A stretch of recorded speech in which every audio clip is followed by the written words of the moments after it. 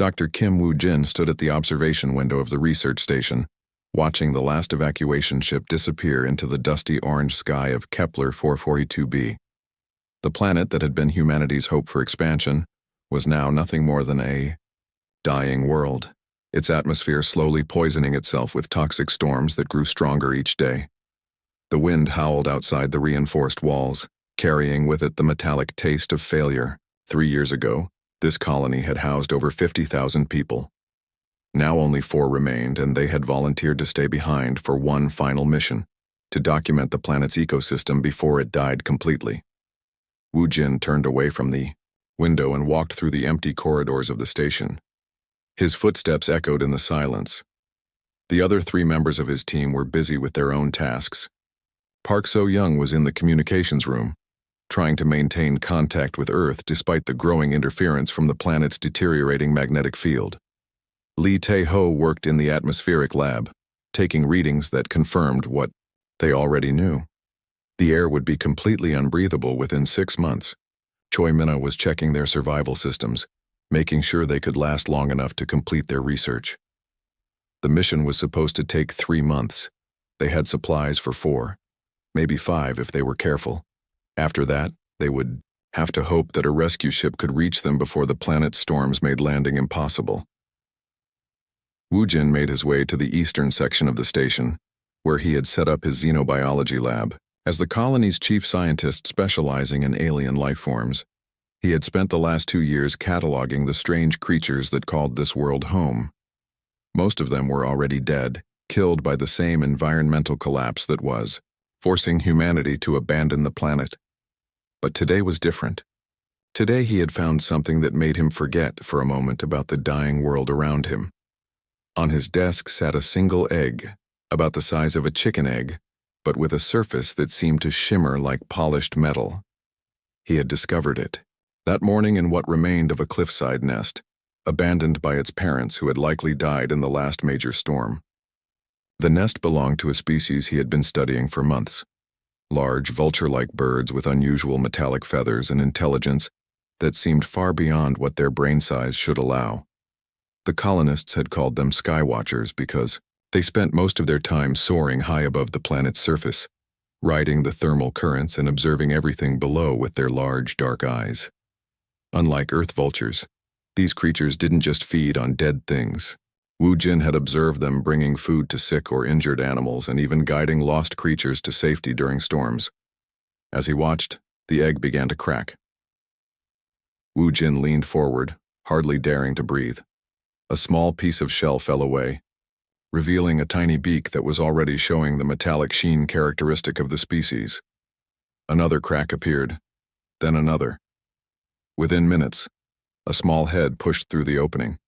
The creature that emerged was unlike any baby bird Woo-jin had ever seen. Its eyes were already open and alert, focusing on him with an intelligence that seemed almost human.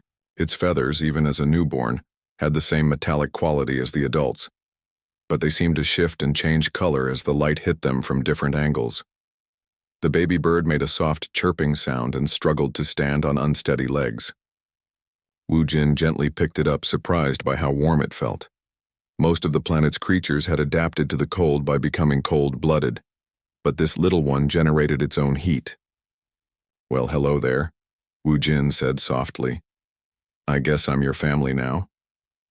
The bird tilted its head and made another soft sound, almost as if it understood him. Woo-jin had worked with many alien species, but he had never felt such an immediate connection to any creature before. There was something about the way the bird looked at him, as if it was studying him just as carefully as he was studying it. He decided to name the bird Hanyul, which meant sky in Korean. It seemed fitting for a creature whose species spent so much time soaring above the clouds. Over the next few days, Hanyul grew at an amazing rate. What should have taken weeks seemed to happen in days. The bird quickly learned to eat the protein paste that Woo-jin offered, and within a week it was able to fly short distances around the lab. But it was Hanyul's behavior that truly amazed Woo-jin. The bird seemed to understand not just his words, but his emotions. When Woo-jin was frustrated with his research, Hanyul would perch on his shoulder and make soft, comforting sounds. When he was excited about a discovery, the bird would flap its wings and chirp happily. More importantly, Hanul seemed to sense danger before it arrived. 3 days after hatching, the bird became agitated and began making urgent sounds while flying toward the station's storm shelter. An hour later, the weather systems detected an approaching toxic storm that would have caught them unprepared if not for Hanul's warning. The other team members were fascinated by the bird. So Young spent hours trying to record and analyze Hanul's vocalizations, convinced that they formed a complex language. Taeho noticed that the bird's feathers seemed to react to changes in atmospheric pressure and electromagnetic fields. Mina observed that Hanul always seemed to know where to find the warmest spots in the station, even in areas where the heating systems were failing. But it was Wu Jin who formed the strongest bond with the creature. Hanul followed him everywhere, perching on his shoulder while he worked or sleeping curled up next to him at night. The bird seemed to understand that they were the last of their kinds on this dying world. Wu Jin, one of the last humans on the planet, and Hanul, possibly the last of the Sky Watchers. As the weeks passed and the storms grew worse, Wu Jin began to realize that Hanul was not just surviving on this dead world. The bird was thriving. While every other creature struggled with the toxic air and failing ecosystem, Hanul seemed to grow stronger each day. Late at night, when the others were sleeping, Wu Jin would sit with Hanul and wonder about the future. They had come to this world hoping to build a new home for humanity, but instead they had found only death and failure. Yet somehow, in raising this strange and wonderful creature, Wu Jin felt like he had found something more valuable than any colony could have been. He just didn't know yet how much that bond would mean for the future of Earth itself. 6 months had passed since Hanul hatched, and the bird was no longer the small creature that had fit in Wu Jin's hands. Now nearly the size of an eagle, Hanul's metallic feathers had developed into something truly remarkable. They shifted, from deep silver to bronze to gold depending on the light, and Wu Jin had discovered they could do much more than just look beautiful. The planet's condition had worsened significantly. The toxic storms came almost daily now, and the air outside, the station was completely unbreathable. Their supplies were running dangerously low, and contact with Earth had become sporadic due to the increasing electromagnetic interference from the planet's dying magnetic field. But Hanul had become their guardian angel. The bird could sense approaching storms hours before their instruments detected them. Its feathers would begin to vibrate slightly, creating a humming sound that the team had learned to recognize as a warning. More than once, Hanul's early warnings had given them time to secure equipment and take shelter before devastating winds struck their station. Wu Jin was in his lab one morning trying to stretch their remaining food supplies when Hanul suddenly burst through the door. The bird was agitated, flying in tight circles and making sharp, urgent calls. Its feathers were glowing with an intensity Wu Jin had never seen before. "What is it, Hanul?" Wu Jin asked, but the bird just flew to the window and back to him repeatedly. So Young's voice crackled over the intercom. "Wu Jin, you need to see this. The atmospheric readings are off the charts. There's a massive storm system building, bigger than anything we've recorded." Taeho's voice joined her. "The toxic levels are spiking too. This one could collapse what's left of the atmosphere." Mina came on next, her voice tense. "Our shelter systems won't hold against something this big. The reinforcement protocols are already failing." Wu Jin looked at Hanul, who was now hopping from foot to foot with anxiety. The bird suddenly flew toward the eastern corridor, stopped, and looked back at him expectantly. "I think Hanul wants us to follow," Wu Jin said into his communicator. "Follow a bird?" Taeho asked. "Wu Jin, we need to focus on the storm preparations." But Hanul let out a series of sharp calls and flew further down the corridor. Something in the bird's behavior convinced Wu Jin that this was important. He had learned to trust Hanul's instincts completely. "Everyone meet me in the eastern corridor," Wu Jin ordered. "Bring emergency supplies." The team gathered quickly, loaded down with survival gear and portable equipment. Hanul led them through sections of the station they rarely used, past empty laboratories and abandoned living quarters. The bird moved with purpose, occasionally stopping to make sure they were following. Finally, Hanul stopped at what appeared to be a maintenance panel in the floor. The bird began scratching at the metal with its talons, making a distinctive scraping sound There's something under here, Mina said, kneeling to examine the panel. This isn't standard station construction. It looks like natural rock underneath. With some effort, they managed to pry up the panel, revealing a narrow opening that led down into darkness. Hanul immediately flew into the opening and disappeared. The bird wants us to go down there? So Young asked nervously. Wu Jin was already grabbing a portable light. Hanul has never led us wrong. If the bird thinks we need to be down there, then that's where we need to be. The opening led to a natural cave system that extended deep beneath the research station. The caves were warm and dry, with clean air that was breathable without filtration systems. Most amazingly, the cave walls were covered with paintings. The artwork was ancient, created by some long-dead civilization. The paintings showed the history of the planet, starting with lush forests and clear skies, then gradually depicting the environmental collapse that had led to the current wasteland. But the most interesting paintings were those showing Hanul's species. The Sky Watchers were depicted as guardians and protectors working alongside an advanced alien race to monitor the planet from above. In some paintings, the birds appeared to be communicating with their partners through some form of energy that radiated from their metallic feathers. This is incredible, So Young whispered, running her hands over the ancient artwork. These cave paintings suggest that Hanul's species was once partnered with an intelligent civilization. Teho was studying his atmospheric readings. The air down here is perfect, better than anything we've been breathing on the surface. How is that possible? Before anyone could answer, the storm hit above them. Even deep underground, they could hear the roar of wind and the crash of debris against the research station. The cave paintings seemed to flicker in their portable lights, as if the ancient artists had known this moment would come. Hanul perched next to Wu Jin and made soft, comfortable sounds. The bird's feathers were no longer glowing with urgency. Instead, they gave off a gentle warmth that helped heat the cave. They stayed in the caves for 3 days while the storm raged above. During that time, they studied the paintings and made a remarkable discovery. The final series of artwork showed the Sky Watchers leaving the planet, but not because they were fleeing. They were carrying something precious away from the dying world, protecting it until they could find a new home. They're not just scavengers, Wu Jin realized. They're preservers. They save what's worth saving and carry it to safety. On the 3rd day, Hanul's behavior changed again. The bird became restless and flew repeatedly toward the cave entrance.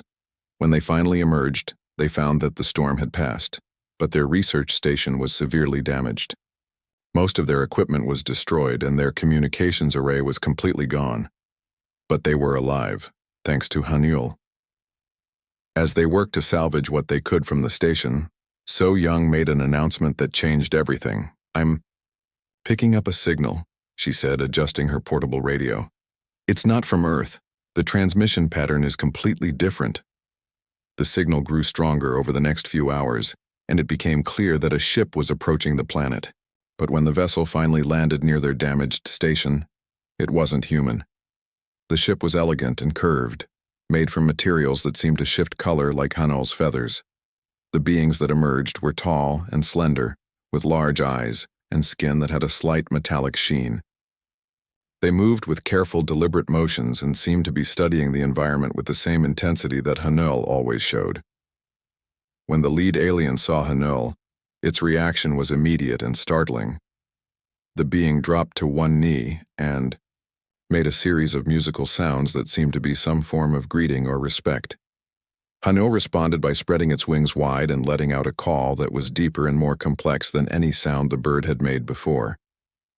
The alien's eyes widened, and it began speaking rapidly to its companions in their musical language. Through gestures and simple pictures drawn in the dirt, the aliens managed to communicate one crucial piece of information. They recognized Hanul as something special, something rare and important. As the alien ship prepared to take them away from the dying planet, Wu Jin looked back at the world where he had found Hanul. He still didn't fully understand what the bird truly was, but he knew their bond had saved not just his life, but the lives of his entire team. What he didn't know was that their rescue was just the beginning of a much larger story, one that would eventually span the galaxy and determine the fate of Earth itself. The alien ship was unlike anything Wu Jin had ever imagined. The walls seemed to be alive, pulsing gently with soft light that reminded him of Hanul's feathers. The gravity was slightly lighter than Earth normal, and the air had a sweet, clean smell that made breathing feel effortless. Ambassador Krell, the leader of the rescue team, was a member of the Zentaurian collective. Through a translation device that converted his musical language into understandable speech, he explained that they had detected the distress signals from the dying planet and come to investigate. But it was clear that finding humans wasn't their main interest. All of their attention was focused on Hanul. The bird had grown even larger during their time in the caves, now the size of a small aircraft. Its metallic feathers had developed new properties, able to generate small electrical fields and emit different types of light. More importantly, Hanul had begun to communicate in ways that went beyond simple bird calls. "You must understand," Ambassador Krell said to Wu Jin as they sat in the ship's observation lounge. "What you have accomplished is considered impossible by most of the galaxy."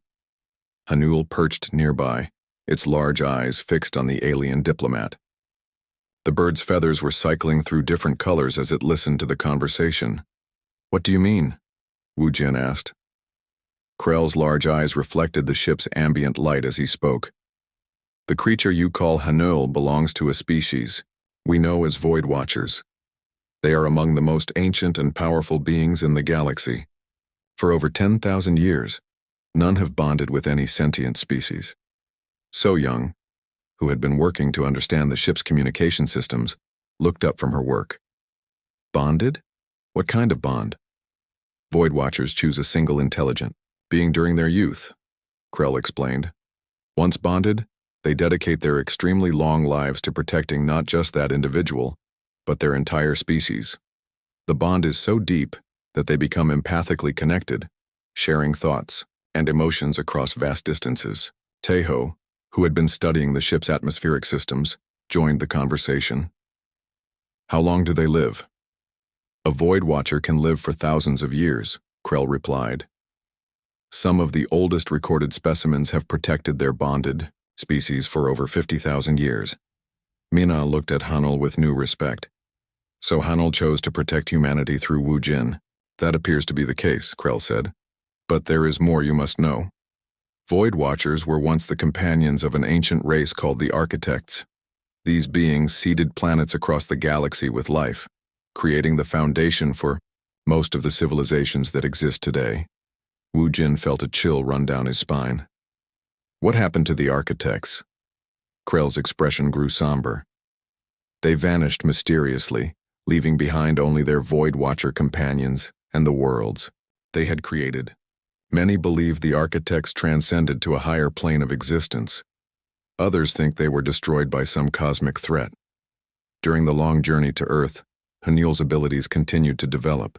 The bird could now communicate through a complex system of electromagnetic pulses that So Young's equipment could translate into understandable language. Through these conversations, they learned that Hanul had indeed chosen Wu Jin deliberately.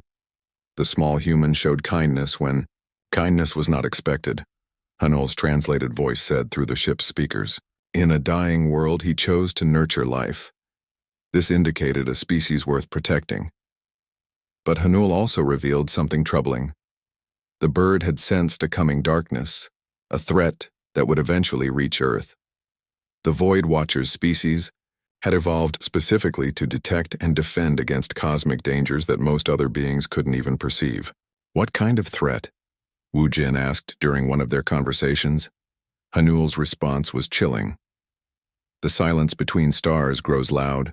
The hungry dark comes to feed." Ambassador Krell confirmed their fears.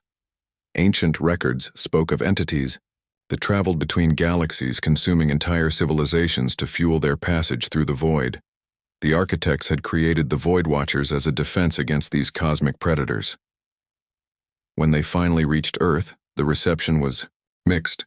Government officials and military leaders were suspicious of both the aliens and Hanul. Admiral Hanbul Nim of the Earth Defense Force was the first to recognize the potential value of having a Void Watcher as humanity's protector. If what you're telling us is true, Admiral Han said during their first official briefing, then this creature could be the most important asset Earth has ever had.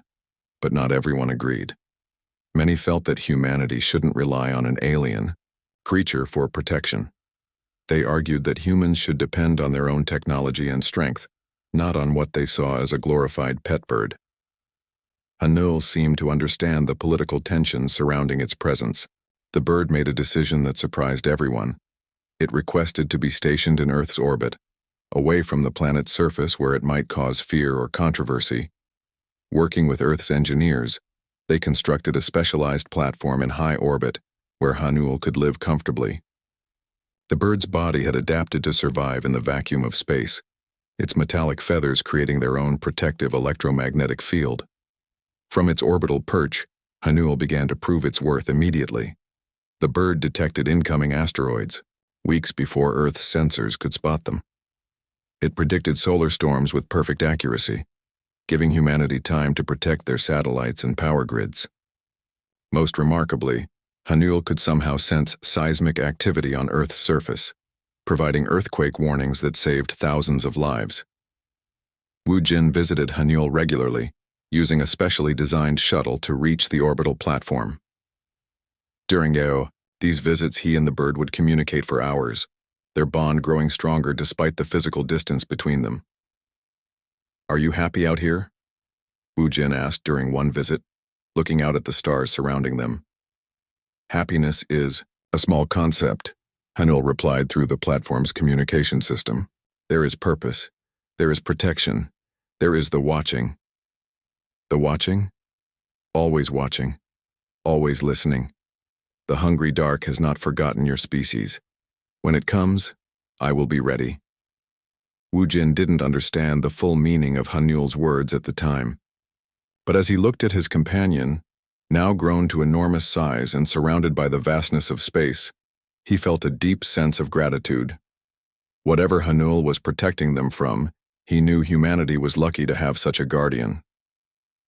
The bird's feathers caught the light from Earth's sun, creating a display of colors that was visible from the planet's surface as a new star in the night sky. Children on Earth began to call it the Guardian Star, never knowing how appropriate that name truly was. As Wu Jin prepared to return to Earth after that visit, Hanul gave him a message that would haunt his dreams for months to come. "The silence grows deeper, small human. Soon the hungry dark will turn its attention to your world. When that time comes, remember that some bonds are stronger than death, and some watchers never sleep." 2 years had passed since Hanul took up residence in Earth's orbit, and the bird had become something beyond anyone's imagination. No longer just a large creature, Hanul had grown to the size of a small space station, its body adapting to the vacuum of space in ways that defied conventional biology. The bird's metallic feathers had separated and spread out, forming a vast network of sensing filaments that stretched across several kilometers of orbital space. Each feather maintained its connection to Hanul's central nervous system, while acting as an independent sensor, capable of detecting everything from radio waves to cosmic radiation across the entire electromagnetic spectrum. Wu Jin, now director of the Human-Alien Relations Department, made his monthly visit to the orbital platform that had been built around Hanul's ever-expanding form. The platform served as both a research station and a communication hub, allowing scientists to study the Void Watcher while maintaining their crucial bond. "The asteroid field approaching from Sector 7 will pass safely," Hanul's voice resonated through the platform's speakers as Wu Jin arrived. "However, solar storm activity will peak in 4 days. Satellite networks should be shielded." This had become routine. Hanul's predictions were always accurate, and Earth's governments had learned to trust the bird's warnings completely. The creature had prevented dozens of disasters, from asteroid impacts to electromagnetic pulse events that could have crippled global communications. But not everyone was happy with humanity's dependence on their alien guardian. General Nam Ki-young, head of the Earth Defense Initiative, had been pushing for what he called the Human Independence Project. He believed that relying on an alien creature, no matter how helpful, made humanity weak and vulnerable. "We're becoming dependent on something we don't understand," General Nam argued during a heated meeting with Earth's Leadership Council. What happens if this creature decides we're not worth protecting anymore? What happens if it dies, or simply leaves? Admiral Han Buell-Nim, who had become one of Hanul's strongest supporters, disagreed. The bird has saved millions of lives and prevented catastrophes we couldn't even detect. How is that making us weak? Because we're not developing our own capabilities, General Nam replied.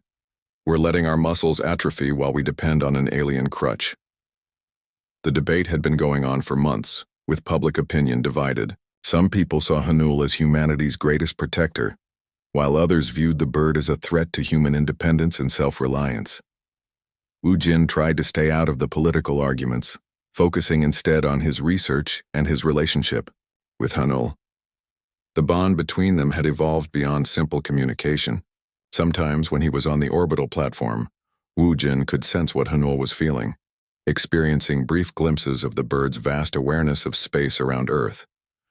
During one particularly intense connection, Wu Jin experienced what it was like to perceive the entire solar system through Hanul's senses. He could feel the gravitational pull of every planet, sense the solar wind streaming past Earth's magnetic field, and detect the faint radio signals from distant stars. It was overwhelming and beautiful at the same time. How do you process all of this information? Wu Jin asked after the connection faded. It is not processing, Hanul replied. It is simply being. Like you do not think about breathing, I do not think about watching. It is what I am. But lately something had changed in Hanul's behavior. The bird had become more agitated, its feather network pulsing with energy patterns that the research team couldn't understand. When Wu Jin asked about it, Hanul's responses were vague and troubling. The silence between stars grows heavy, the bird would say. Old hungers stir in the dark places. So Young, now the chief communications officer for the orbital platform, had been recording and analyzing these strange transmissions. Her latest findings were disturbing. Hanul is picking up something from deep space, she reported to Wu Jin. The patterns suggest an artificial signal, but it's unlike anything in our databases. The frequency is so low that it would take years for each complete transmission. Taeho, who had been monitoring the atmospheric changes around Hanul, added his own concerns. The bird's electromagnetic field is intensifying. It's starting to affect our equipment. Whatever Hanul is sensing, it's getting stronger. The answer came suddenly and without warning. Wu Jin was in his quarters on the platform reviewing research data when every alarm in the station began sounding at once. He rushed to the command center to find chaos. The displays were filled with impossible readings, and Hanul's communication system was broadcasting a message that chilled everyone to the bone. They come. The devourers wake. The silence between stars ends. Long-range sensors, pushed beyond their normal capabilities by Hanul's enhanced electromagnetic field, detected something approaching from the outer edges of the solar system. First, it appeared to be a fleet of ships, but as the readings became clearer, it became obvious that these were not ordinary vessels. The approaching objects were massive beyond comprehension, each one larger than Earth's moon. They moved in formations that seemed to bend space around them, and wherever they passed, space itself appeared to grow darker. Communications with the outer solar system colonies began failing one by one, starting with the furthest research stations and moving steadily inward. Admiral Han's voice crackled over the emergency communication system. All units, this is Earth Defense Command. We have confirmed multiple unknown contacts approaching from deep space. All defensive systems are to be placed on highest alert. But Wu Jin knew that Earth's defenses, impressive as they were, would be useless against whatever was coming. He could feel Hanul's fear and determination through their bond, and it terrified him. If a Void Watcher, a creature evolved specifically to face cosmic threats, was afraid, then humanity was facing something truly apocalyptic. What are they? Wu Jin asked Hanul directly. The bird's response came not just through the speakers but through their empathic connection, flooding Wu Jin's mind with images and sensations that were almost too much to bear. He saw vast entities that fed on energy itself, consuming entire star systems to fuel their passage between galaxies. He felt the cosmic hunger that drove them, an endless need to devour and destroy that had already consumed countless civilizations. The devourers, Hanul's voice whispered through the platform. The reason my kind exists, the shadow that ended the architects. They have found your world. General Nam's Human Independence Project suddenly seemed irrelevant. Earth's most advanced weapons, their strongest shields, even their alliance with friendly alien species would mean nothing against creatures that could drain the energy from entire planets.